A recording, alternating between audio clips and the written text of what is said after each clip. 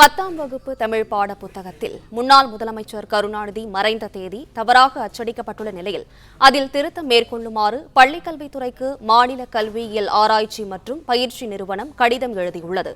இதுகுறித்த விவரங்களை செய்தியாளர் பாண்டியராஜன் வழங்க கேட்கலாம். பாண்டியராஜன், வணக்கம். விவரங்களை சொல்லலாம். 9ஆம் வகுப்பு சமூக அறிவியல் பாடப்புத்தகத்திலும் 10ஆம் வகுப்பு தமிழ் பாடப்புத்தகத்திலும் சில பாடங்களில் திருத்தங்கள் மேற்கொள்ள வேண்டும் என மாநில கல்வியியல் ஆராய்ச்சி மற்றும் பயிற்சி நிறுவனம் தெரிவித்திருந்தது. பாடப்புத்தகங்கள் மாணவர்களுக்கு வழங்கப்பட்டுள்ள நிலையில் முதன்மை கல்வி அலுவலர்களுக்கு நீக்கப்பட்ட பகுதிகள் குறித்து அறிவுறுத்துமாறும் பள்ளிக்கல்வித்துறை இயக்குநருக்கு SCRT கடிதம் எழுதியிருக்கிறது. 10ஆம் வகுப்பு பாடப்புத்தகத்தை பொறுத்த வரைக்கும் கலைஞர் கருணாநிதியினுடைய பாடம் இடம்பெற்றிருக்கிறது. இந்த ஆண்டு முதல் பன்முக கலைஞர் என்ற தலைப்பில் அந்த பாடப்பிரிவு இடம்பெற்றிருந்தது.